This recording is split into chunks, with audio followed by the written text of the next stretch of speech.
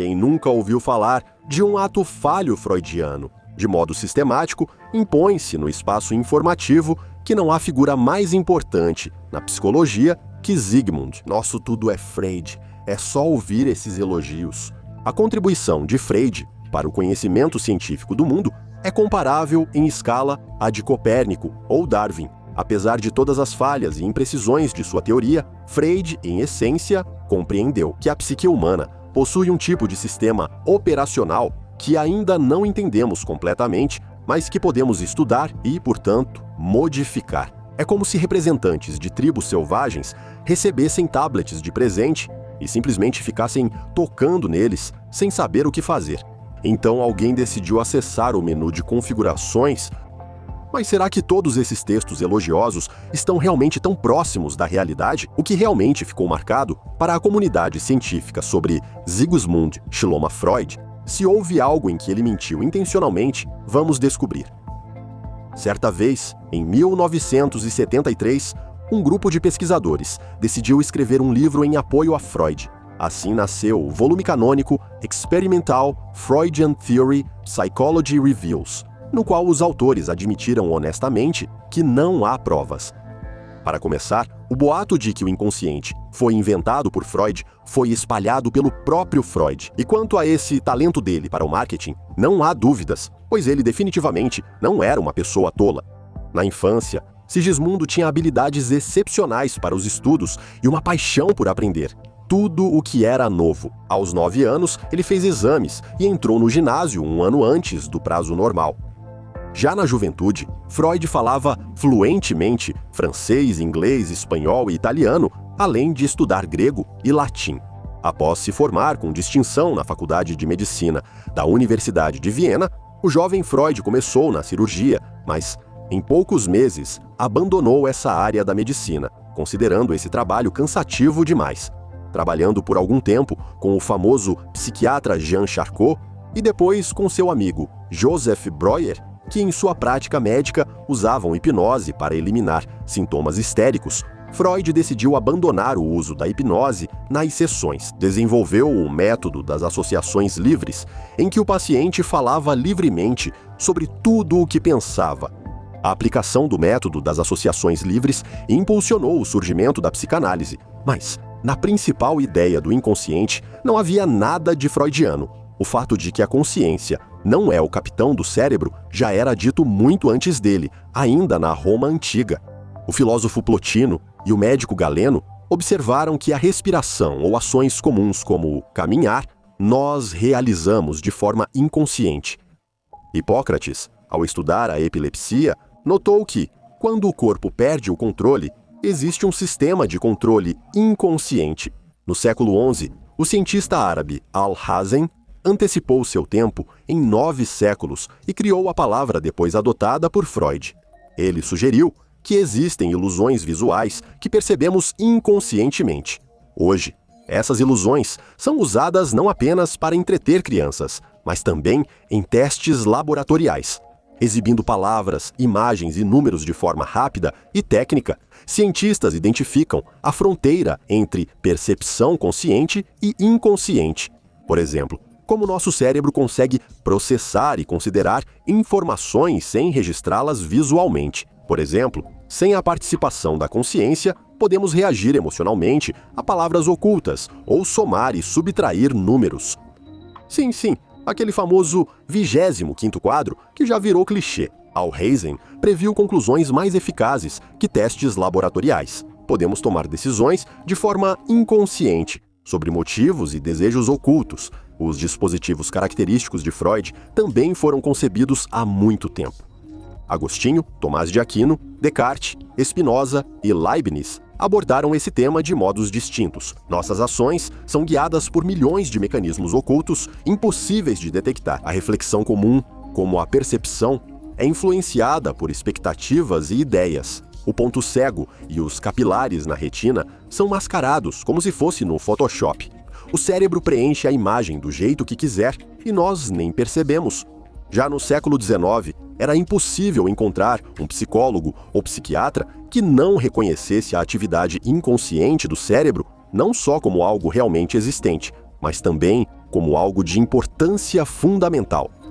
Psicólogos franceses, por exemplo, afirmavam que agimos muito no automático. Théodule Ribo observava como usamos a memória de trabalho. Gabriel Tart fala sobre como imitamos inconscientemente. E Pierre Janes destaca que somos guiados por objetivos e motivações da infância que moldam nossa personalidade, especialmente segundo Janes. Mais tarde, acusou Freud de plágio.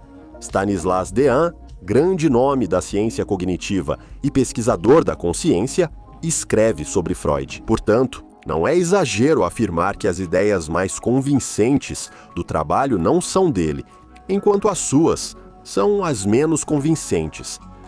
Agora, sobre o falso terapeuta Freud. Em 1910, Sigmund Freud publica um livro sobre neurose infantil. Nela, ele descreve o curioso caso do homem-lobo, um aristocrata russo que sofria de depressão.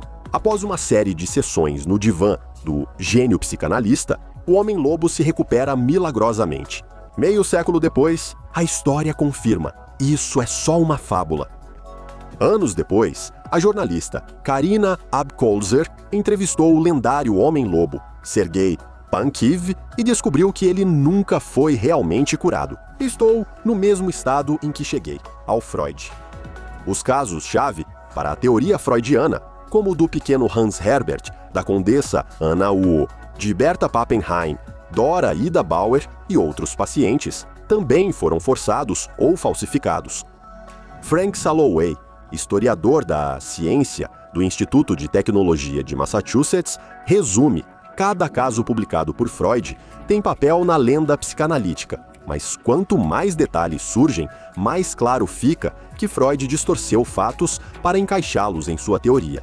A psicanálise foi criada a partir de poucos casos clínicos que pareciam terminar em cura brilhante, mas, na verdade, a cura não ocorria. Editor, por que não analisamos o método de Freud? Nossas lembranças mais antigas ficam profundas e a psique as distorce constantemente, o que é sempre traumático.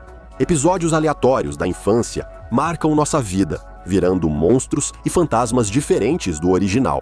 A tarefa do psicanalista é derrotar monstros, entendendo como lembranças foram distorcidas, e desvendar fantasmas, retornando à versão autêntica do acontecimento. Freita estava parcialmente certo sobre traumas graves, como estupros infantis ou presenciar catástrofes e mortes. Nesses casos, a marca não é registrada no hipocampo, responsável pela memória, mas processada diretamente na amígdala cerebelar, estrutura antiga ligada ao reconhecimento de rostos, o surgimento do medo instintivo e outros aspectos básicos.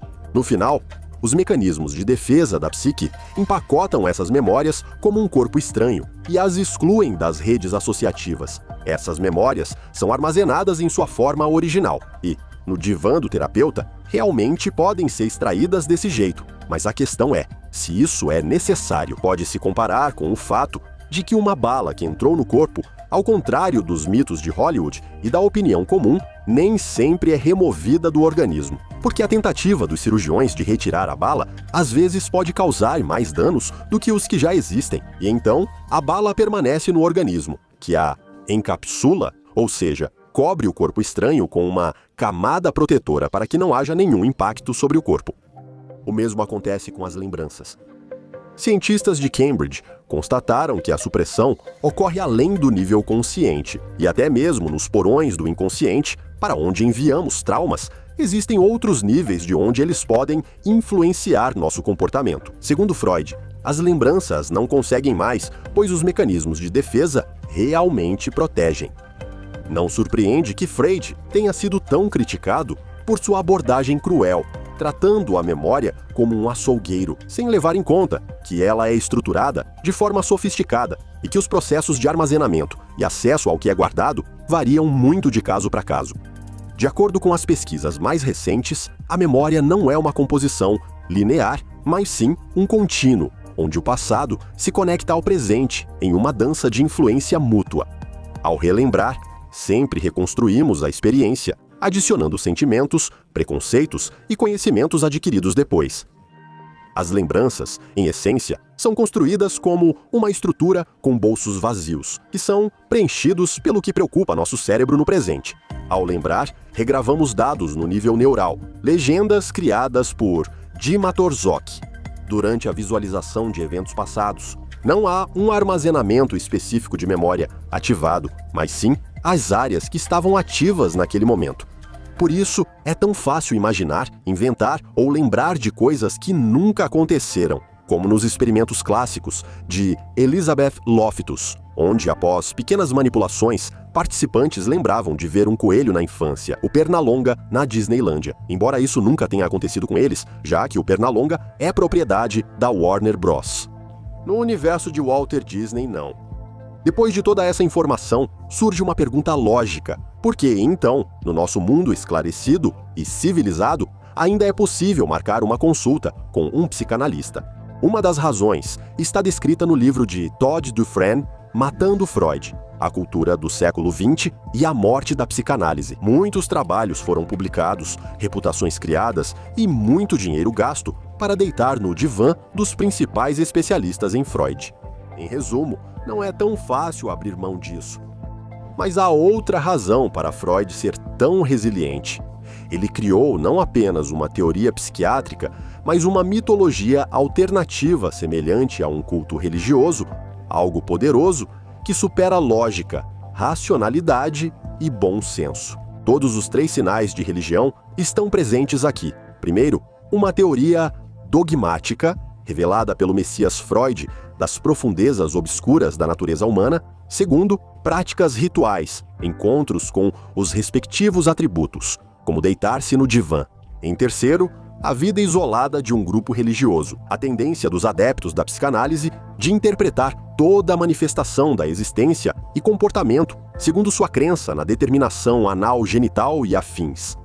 Por exemplo, o livro A Interpretação dos Sonhos, considerado por Freud sua principal obra, foi ignorado pela comunidade científica e fracassou comercialmente após a primeira edição. As teorias dos sonhos, em geral, foram duramente criticadas pelos psicanalistas da nova geração. Mas, apesar da reação negativa dos cientistas, a interpretação dos sonhos ajudou Freud a alcançar o principal: formar ao seu redor um grupo de pessoas com ideias semelhantes que se interessaram por suas teorias. Então, talvez o principal seja que Freud era genial como Ostap Bender. Os filhos do Tenente Schmidt, formados em psicanálise, ainda atuam com sucesso como guias turísticos bem pagos para o país dos tolos, atraindo quem busca exotismo psiquiátrico. Vai ser interessante ver o que vocês pensam nos comentários. Por hoje é só. Agradecemos por assistir e até os próximos episódios no nosso canal.